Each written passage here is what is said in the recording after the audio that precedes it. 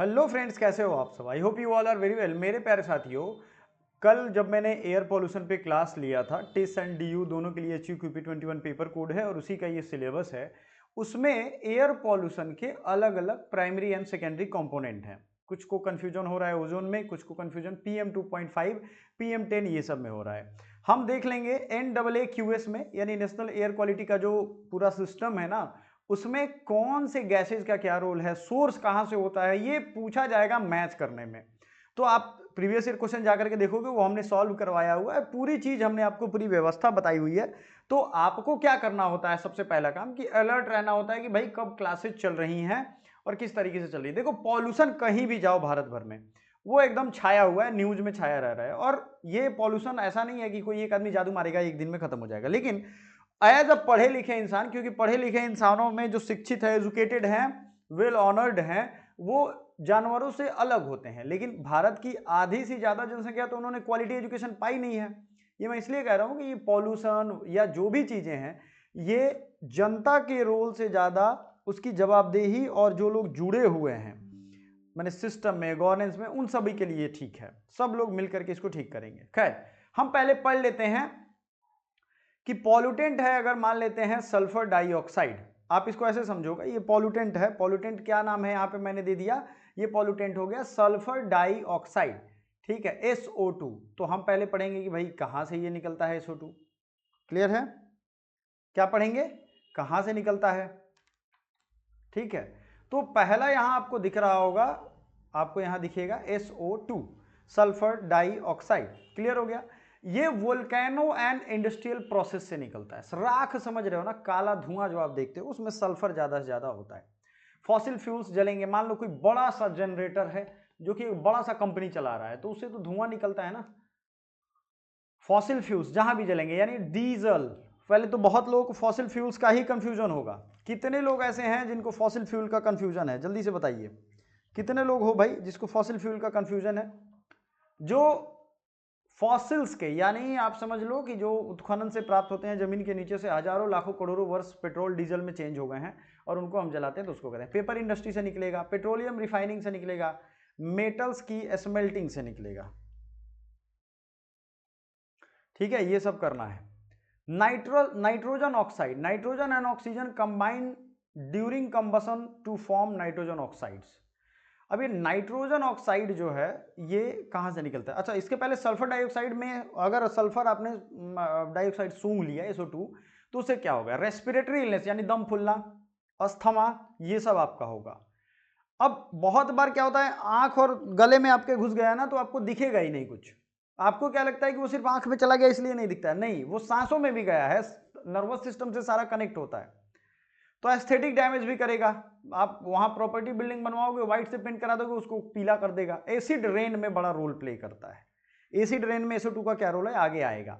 अगला है nitrogen oxide, NO, मतलब नाइट्रोस ऑक्साइड नहीं, नाइट्रोस ऑक्साइड हंसने वाला कहता है, नाइट्रोजन ऑक्साइड दोनों है। इसमें नाइट्रोजन ऑक्साइड, ऑक्सीजन कंबाइंड हो जाएगा, नाइट्रोजन ऑक्साइड बनाएगा। Many nitrogen oxides are colourless and odourless. ये आपको महकेगा ना, पता कर सकते हो ना, कलर है ना कुछ ना है। तो ये कैसे होता है भाई? बायोमास एंड फॉसिल फ्यूल जलता है तब ये होता है।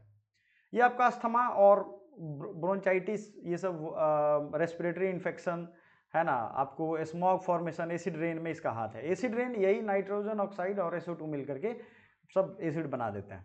लीड निकलता है, आपको मालूम है ना, लीड पेट्रोल में मिलता है। ये नहीं पता है तो जान लो। BS4 BS6 इंजन को लाया गया था ताकि लीड उससे कम निकले, BS6 में कम निकलता है। तो ये bright silver, soft, dense, ductile, highly malleable, bluish white metal है। लीड सीधा समझो, लीड शीशा को कहते हैं, और ये डक्टाइल होता है, इसको मोड़ा जा सकता है। और ये बहुत छोटे छोटे टुकड़े में जब निकलेगा, कहां से निकलेगा भाई? क्योंकि इसका इलेक्ट्रिसिटी कंडक्टिविटी जीरो, मतलब पुअर होता है।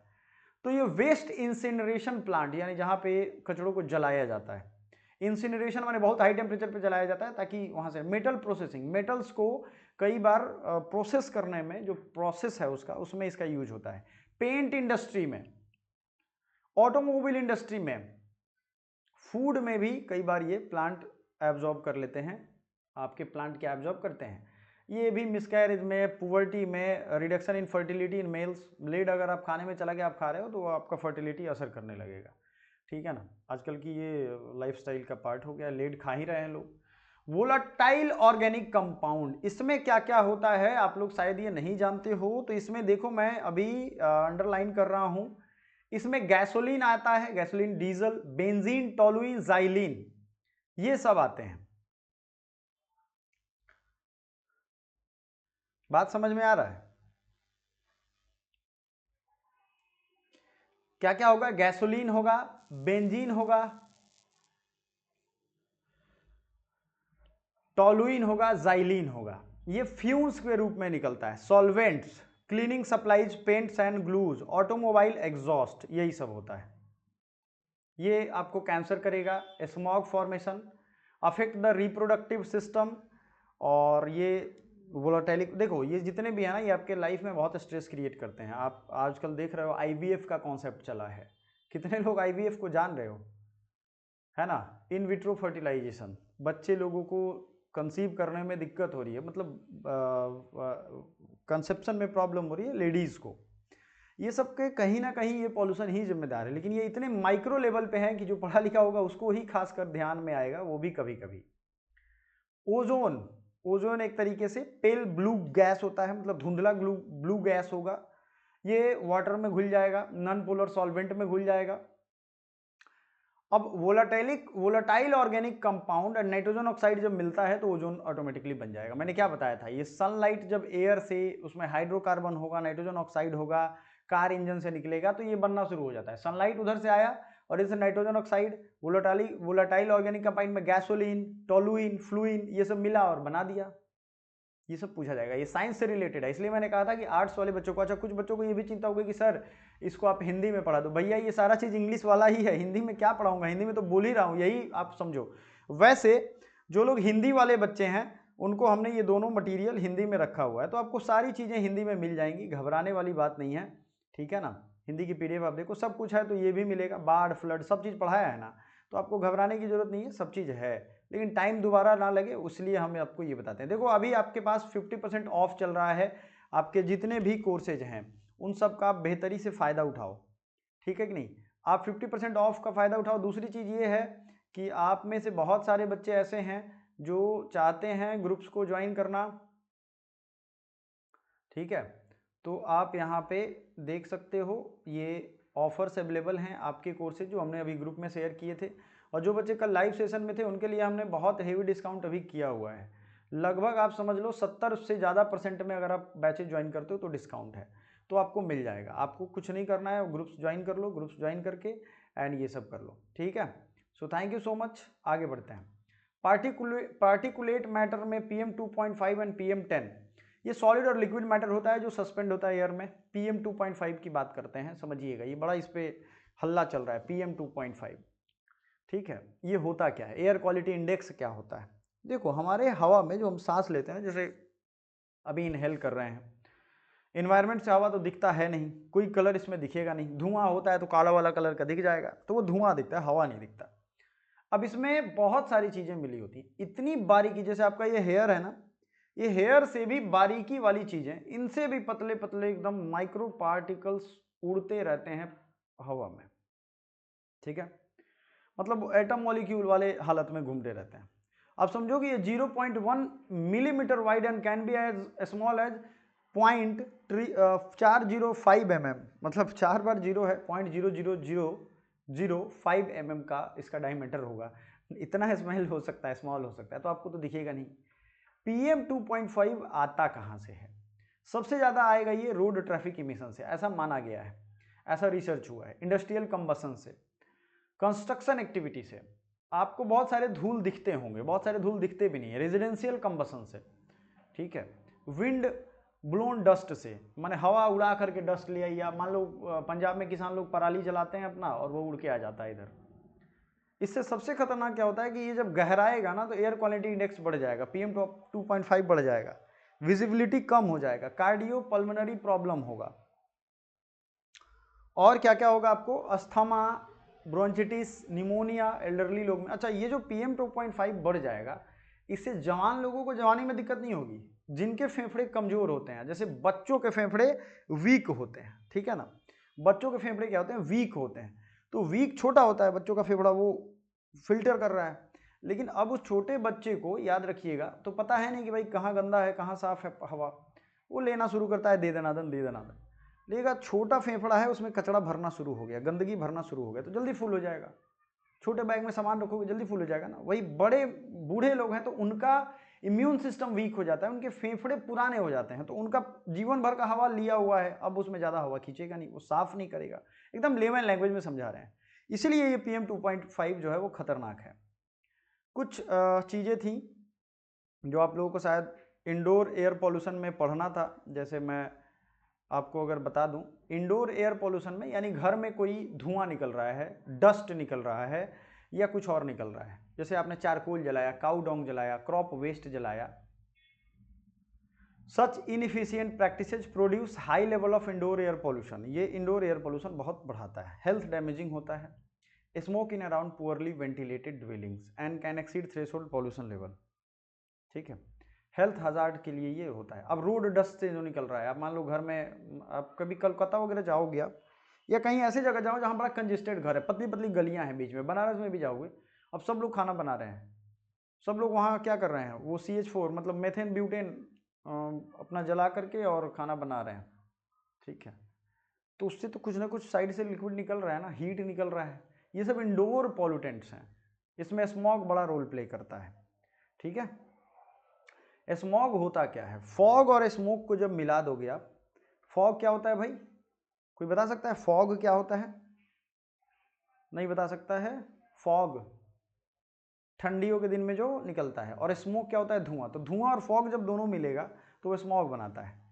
It is a type of air pollution derived from vehicular emission, industrial fumes, industry से फ्यूम्स निकला, वो रिएक्ट कर गया सनलाइट के पास, हो ना हो रिएक्ट कर ही जाता है, जब रिएक्ट करके बनेगा तो सेकेंडरी होता है पॉल्यूटेंट। ठीक है, ये चीज़ें हैं। तो ये आपको प्राइमरी इमिशन, जहाँ से फोटोकेमिकल स्मॉग बन जाता है, कई बार सूरज की प्रकाश के टाइम होता है तो फोटोकेमिकल स्मॉग बनता है। अब one of the primary component of photochemical smog is ozone. Photochemical smog का एक प्राइमरी कंपोनेंट है ओजोन, ये ध्यान रखिएगा। आप में से बहुत सारे लोग जो हैं वो नहीं जानते हैं, ये जान लो आप। बहुत सारे कंपोनेंट आपको पता होते हैं, बहुत सारे कंपोनेंट आपको पता नहीं होते हैं, तो अब आपके ऊपर डिपेंड करता है। पर्टिकुलेट मैटर डायग्राम मैं आपको दिखा दूंगा, डू नॉट वरी।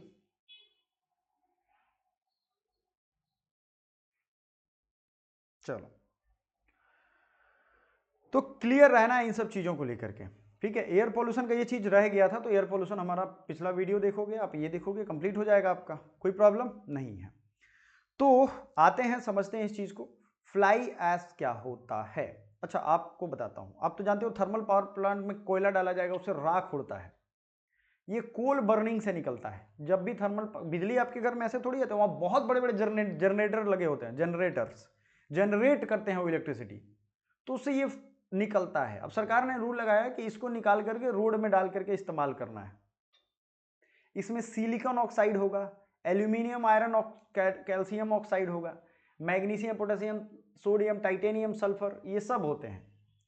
तो अब ये जो 4-5 मैंने केमिकल्स का नाम लिया ना, इसको आप याद कर लेना।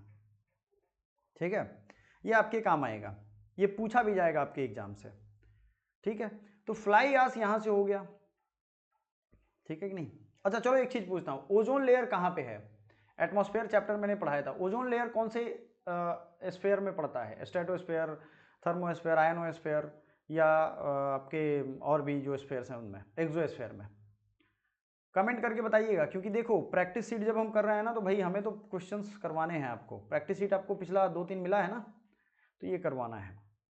ठीक है, अब आते हैं फ्लाई ऐश वहीं से निकलता है। इनमें क्या क्या होता है भाई? Sodium potassium magnesium silicon aluminium iron oxide. देखो एक चीज़ याद रखिएगा, लाइफ में बहुत चीज़ें मैं बताता हूँ, एक चीज़ करके कि जब भी आप कुछ अच्छा करने जाओगे ना, भगवान आपकी परीक्षा लेते हैं, टेस्ट करते हैं, लोगों को ताने मारने के लिए भेजेंगे, आपको परेशान करेंगे, आपका एक्सीडेंट करवा देंगे, लोग सोचेंगे कि मर जाइए, क्योंकि उसे मालूम है कि ये बच गया तो ये हमसे आगे निकल जाएगा।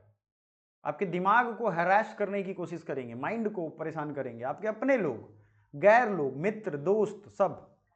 तो इस केस में आपको क्या करना है? बहुत सारे बच्चे मुझे कल मिले, तो वो मुझसे कह रहे थे कि सर